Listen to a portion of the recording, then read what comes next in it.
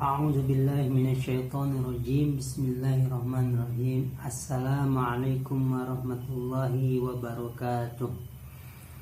Hayya nabda dirasatul yaum bidu'ai tulabul ilmi irfa'u aydiyakum. Wahid isnin salasa. Bismillahirrahmanirrahim. Rabbi zidni ilman warzuqni fahman. Ya Allah, tambahkanlah kepadaku ilmu dan rizkikanlah kepadaku pemahaman yang baik. Allahumma inni a'udzubika min munkaratil akhlaqi wal a'mali wal ahwa'i. Amin.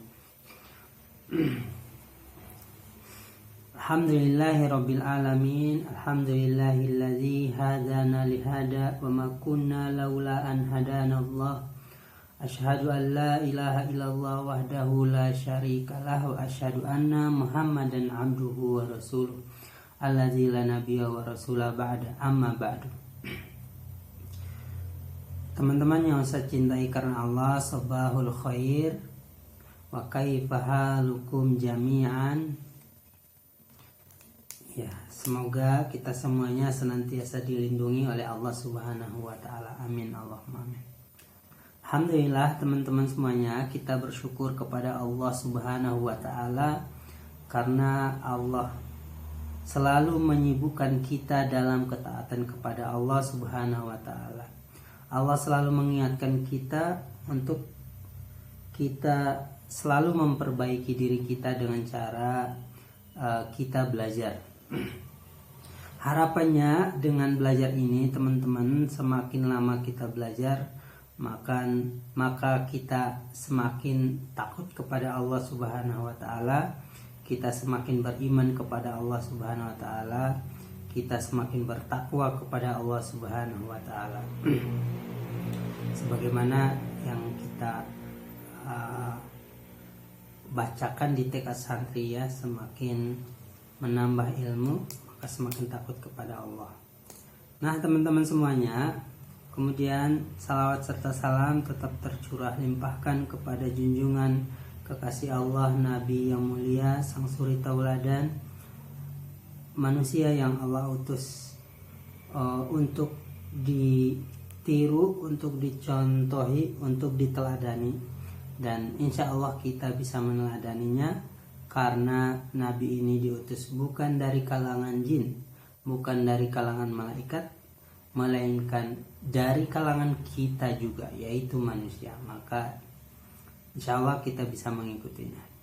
Maka teman-teman, marilah kita berlomba-lomba menjadi yang terdepan untuk menghidupkan sunnah-sunnah yang Rasulullah SAW ajarkan kepada kita. Nah teman-teman semuanya, alhamdulillah kemarin kita sudah membahas ya salah satu sifat buruk, yaitu melampaui batas, mengambil surat Al-Alaq. Mohon maaf, mengambil surat Al-Alaq ayat yang ke-6. Dan hari ini teman-teman semuanya, kita kembali lagi masih membahas tentang melampaui batas, salah satu sifat buruk ini yang harusnya tidak boleh ada pada diri kita, ada pada diri pribadi-pribadi muslim atau muslimah. Nah, teman-teman semuanya, di surat Asy-Syams ayat yang ke-11 ini, nanti insya Allah Ustaz akan talakikan ayatnya dan teman-teman mengikutinya di rumah masing-masing. Di surat Asy-Syams ayat yang ke-11 ini masih menjelaskan tentang melampaui batas, namun di sini lebih menjelaskan tentang satu kaum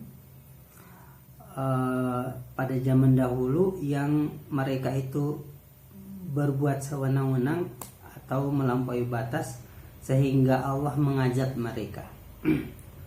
Siapa saja atau siapa nama kaum tersebut, apa nama kaum tersebut, nanti teman-teman akan simak penjelasan dari Ustadz ya setelah Ustadz talakikan ayatnya, surat Asy-Syams ayat yang ke-11. Nah, teman-teman semuanya, kita mulai dari ta'awudz ya. A'udzu, aku berlindung billahi, kepada Allah, minasyaitoni, dari syaitan, ar-rajim, yang terkutuk. Bismillahi, dengan menyebut nama Allah, ar-Rahmani, yang maha pengasih, ar-Rahim, lagi maha penyayang. Ya, silakan teman-teman nanti ikuti di rumah ya. Ikuti talaki Ustadz di rumah masing-masing. Kadzabat, telah mendustakan. Ya. Jadi teman-teman bisa juga mengulang-ulangnya ya. Kadzabat, telah mendustakan. Satu lagi. Kadzabat, telah mendustakan. Samudu, kaum Samud. Nah, bisa teman-teman ikuti ya. Samudu, kaum Samud. Satu lagi, sekali lagi. Samudu, kaum Samud. Bitogwaha. Satu lagi. Bitogwaha, karena mereka melampaui batas. Ya, coba diulangi lagi teman-teman. Satu lagi dari awal ya. Kadzabat, telah mendustakan. Samudu, kaum Samud. Bitogwaha, karena mereka melampaui batas. Ya, satu lagi sekali lagi ya. Kadzabat, telah mendustakan. Samudu, kaum Samud. Bitogwaha, karena mereka melampaui batas. Ya, itulah teman-teman talaki surat Asy-Syams ayat yang ke-11. Nah, silakan teman-teman di rumah mengulang-ulangnya, baik sedang belajar maupun nanti setelah belajar. Teman-teman silakan diulang-ulang lagi ya, supaya ayat yang dibacakan itu teman-teman ingat ayatnya dan artinya. Nah, teman-teman semuanya, kita masuk ke pembahasannya teman-teman. Di surat Asy-Syams ini seperti yang Ustaz katakan tadi, membahas tentang sifat buruk, yaitu melampaui batas, yang mana ini lebih mengisahkan atau menjelaskan satu kaum yang dahulu diadakan oleh Allah Subhanahu wa taala. Kaum itu hadir ke dunia. Nah, Allah juga mengutus tidak hanya kaum itu sendiri, tapi Allah mengutus salah seorang nabi yang menyeru kepada kebaikan, menyeru kepada mereka supaya mereka menyembah Allah Subhanahu wa taala. Nah, kaum tersebut adalah kaum Samud, teman-temannya, sebagaimana di surat Asy-Syams ayat yang ke-11 ini. Nah, kadzabat Samudu bitogwaha, telah mendustakan kaum Samud, bitogwaha, karena mereka melampaui batas. Di dalam tafsir Ibnu Katsir, teman-teman semuanya, Allah Subhanahu wa taala, mohon maaf terlewat ya. Kaum Samud ini Allah mengutus salah seorang nabi yang menyeru supaya mereka menyembah Allah Subhanahu wa taala. Nabinya adalah, ada yang tahu teman-teman? Ya, teman-teman insya Allah udah tahu ya, satu atau dua orang. Nah, Nabi Soleh teman-temannya, namanya Nabi Soleh. Nah, dalam tafsir Ibnu Katsir, teman-teman semuanya, Allah Subhanahu wa taala mengabarkan tentang kisah kaum Samud, di mana mereka mendustakan Rasul yang diutus oleh Allah Subhanahu wa taala di kalangan atau di kalangan mereka di zaman mereka, yaitu Nabi Soleh. Nah, disebabkan mereka berdusta kepada Allah mereka berdusta kepada Rasul utusan Allah, itu dikarenakan mereka berbuat sewenang-wenang dan juga melampaui batas. Nah, ketika Allah mengutus Nabi Solih di tengah-tengah mereka, mereka tidak percaya teman-teman, sebagaimana kaum-kaum sebelumnya yang ketika diutus Nabi, maka mereka juga kebanyakan dari mereka itu tidak percaya, kebanyakan mereka tidak beriman kepada Allah dan percaya kepada Nabi yang diutus oleh Allah tersebut. Nah, mereka melampaui batas terhadap apa teman-teman? Mereka melampaui batas terhadap petunjuk ya dan keyakinan yang dibawa oleh Rasul utusan Allah Subhanahu wa taala, yaitu Nabi Soleh yang membawakan ketauhidan, menyeru kepada kaumnya, kaum Samud itu untuk menyembah hanya kepada Allah. Tidak ada sesembahan lain yang disembah selain Allah Subhanahu wa taala. Tidak ada ilah selain Allah Subhanahu wa taala. Namun teman-teman, kaum Samud ini dikisahkan mereka senang menyembah berhala, teman-temannya, menyembah berhala. Mereka juga menyembah patung-patung seperti itu ya, dan juga dikisahkan ada yang menyembah sapi, teman-temannya. Ya, mohon maaf, bukan menyembah sapi, tapi menyembah berhala ya, teman-temannya. Nah, teman-teman semuanya, kaum Samud ini juga teman-teman dikenal sebagai kaum yang ahli dalam bangunan ya, teman-temannya. Jadi mereka waktu itu membangun rumah-rumah mereka, istana-istana mereka yang bermegah-megah, baik itu di dataran rendah maupun di dataran tinggi, teman-temannya, seperti di perbukitan. Nah, itu mereka memahat batu-batu tersebut, batu-batu, dan membuat rumah-rumah mereka, sehingga kelihatan atau terlihat itu istana atau rumah mereka yang mereka buat itu indah ya, teman-temannya. Nah, dari keindahan tersebut akhirnya melalaikan mereka, teman-temannya. Mereka juga dikisahkan diberikan oleh Allah Subhanahu wa taala banyak sekali ya buah-buahan dan berbagai macam buah-buahan yang ada, sehingga mereka menikmati buah-buahan tersebut. Namun teman-teman semuanya, semua yang Allah berikan, kenikmatannya Allah berikan tersebut bukan mereka gunakan untuk taat kepada Allah, beribadah kepada Allah, menyembah Allah, namun mereka tidak melakukan hal demikian. Mereka sebaliknya menyembah kepada berhala. Maka Allah utus seorang nabi di kalangan mereka untuk menyeru kepada mentauhidkan Allah atau menyembah hanya kepada Allah.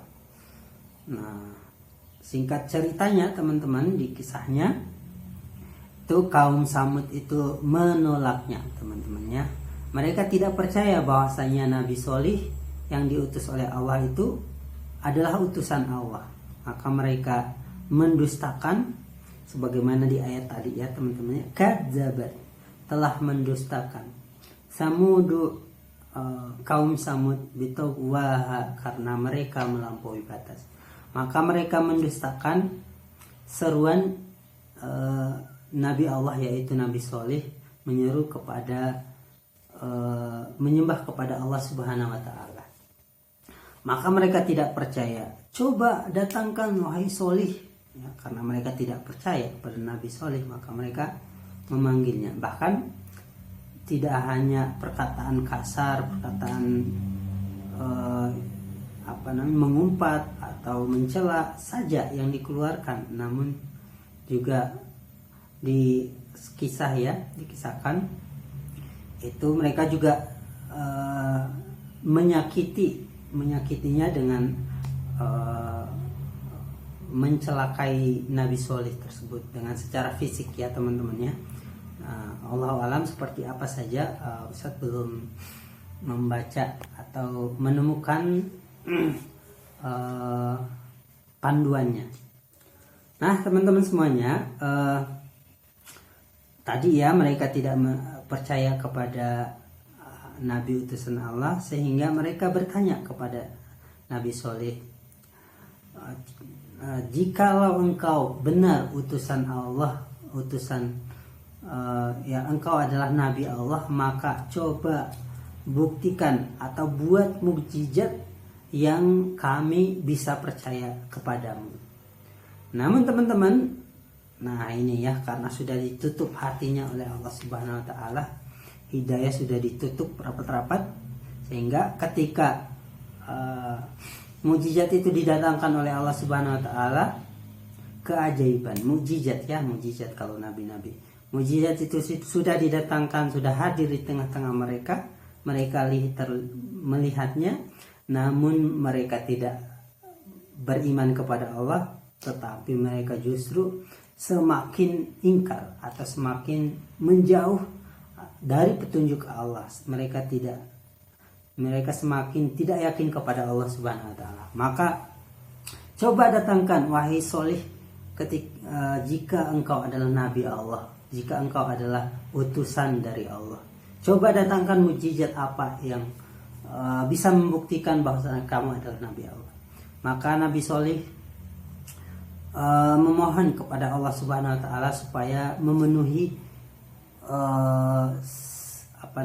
tantangan mereka, memenuhi permintaan mereka. Maka teman-teman, atas kehendak Allah, atas izin Allah, Allah datangkan sesuai yang mereka minta. Jadi pada waktu itu kaum Samud itu meminta supaya Nabi Soleh itu mendatangkan seekor unta yang tinggi, yang bagus, perawakan itunya bagus,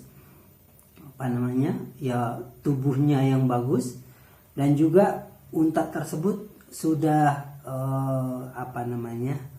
mempunyai kandungan atau sudah, mohon maaf, bunting ya teman-teman ya. Seperti itu teman-teman. Maka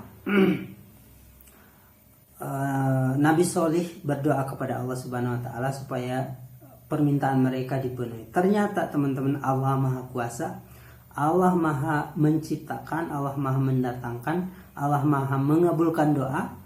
Maka permintaan kaum Samud tersebut itu dipenuhi oleh Allah Subhanahu wa taala. Allah hadirkan, Allah datangkan seekor unta yang sesuai dengan permintaan mereka, sehingga mereka itu tidak semakin yakin kepada Allah Subhanahu wa taala, namun mereka semakin menjauh dari Allah, semakin tidak beriman kepada Allah. Sehingga unta tersebut yang tadinya Allah memerintahkan supaya mereka tidak menyakiti bahkan membunuh unta tersebut, namun mereka melanggarnya. Mereka membunuh unta yang didatangkan oleh Allah Subhanahu wa taala. Kisah ini ada di dalam Al-Qur'an ya. Beberapa ayat menjelaskannya. Maka teman-teman semuanya, setelah unta tersebut dibunuh oleh kaum Samud, dan tidak hanya dibunuh teman-teman, dimakan juga unta tersebut. Maka Nabi Soleh memberitahukan kepada mereka, sesaat lagi atau nanti akan ada azab dari Allah Subhanahu wa taala karena kaumnya itu melanggar apa-apa yang diperintahkan oleh Allah dan Rasulnya. Maka teman-teman semuanya, mereka saking sudah ditutupnya hidayah, mereka malah menantang, mana azab Allah, coba tunjukkan kepada kami, kapan datangnya, coba. Mereka bertanya kepada Nabi Soleh dan mengolok-oloknya. Maka teman-teman, mereka sudah bersiap-siap menunggu datangnya azab. Menunggu di sini dalam artian mereka ingin menghina Nabi Sulaiman. Mana azab dari Allah, mana, coba tunjukkan. Tidak ada, sambil mereka mencela-cela ya. Maka tibalah saatnya, datanglah azab Allah Subhanahu wa taala. Mereka yang meminta sendiri ya teman-teman ya. Mereka yang menantang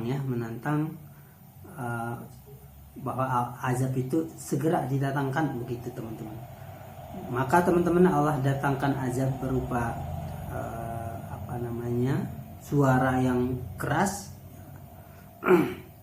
bisa juga petir ya teman-teman ya, dan juga ada goncangan dari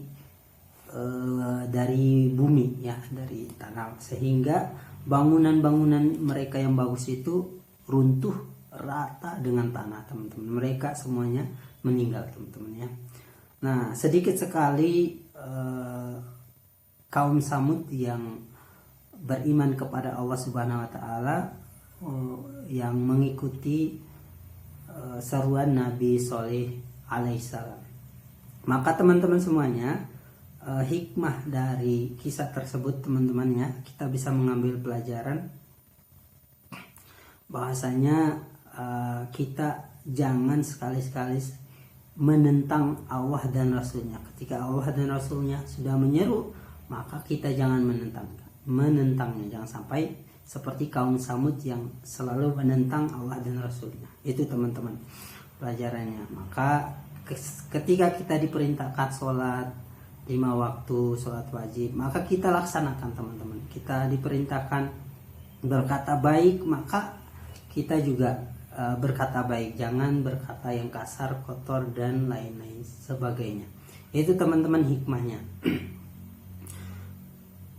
Kemudian di sini juga kita jangan meminta azab ya teman-temannya, atau siksaan teman-teman. Sebagaimana kaum Samud memintanya, maka Allah kabulkan. Nah, seperti itu teman-temannya. Dalam berdoa juga sama teman-temannya, kita juga jangan meminta hal-hal yang buruk teman-temannya, karena kalau kita meminta, Allah akan kabulkan teman-temannya atas izin Allah, atas kehendak Allah. Maka jangan meminta doa atau jangan meminta hal-hal yang buruk yang terjadi pada diri kita. Mintalah hal-hal yang baik, berdoalah dengan doa-doa yang baik, yang tinggi-tinggi, sehingga Allah mengabulkan. Jika Allah mengabulkan, maka ya alhamdulillah, gitu teman-temannya. Doa itu ada 3 ya teman-temannya. Dikabulkan di dunia, dikabulkan di dunia dan segera. Yang kedua dikabulkan tapi dengan waktu yang lama. Yang ketiga tidak dikabulkan di dunia namun dikabulkan di akhirat. Itu teman-teman. Nah, yang pelajaran ketiga ya, mereka kaum Samud itu mendustakan Rasul Allah, dan mereka mendustakan Rasul Allah.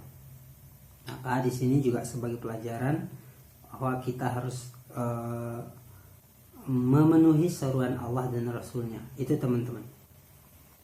Nah teman-teman semuanya, dari kisah tersebut kita bisa mengambil hikmah yang tadi sudah Ustaz sebutkan, dan masih banyak lagi hikmah-hikmah yang lainnya, namun Ustaz tidak sebutkan.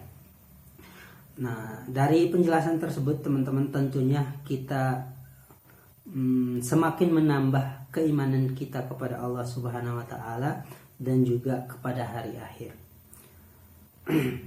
Kemudian teman-teman, amal yang kita lakukan adalah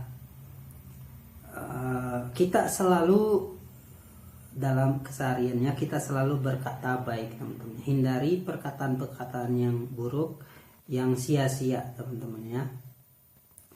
Karena ketika kita berkata kasar, buruk, sia-sia, itu ya, yang berkata kasar ya, atau menghina orang, atau itu dicatat oleh Allah Subhanahu wa taala sebagai catatan keburukan teman-teman. Sebaliknya kalau kita berkata baik, menyeru kepada hal-hal yang baik, berdakwah, mengajak kepada orang berbuat ma'ruf, mencegah orang-orang berbuat mungkar. Nah itu teman-teman, insya Allah ada pahalanya dan dilipat gandakan pahalanya di sisi Allah Subhanahu Wa Taala. Itu teman-teman. Kemudian beramal, beramal baik sesuai ke orang tua, maka kita lakukan teman-teman ya. Kita menolong orang lain.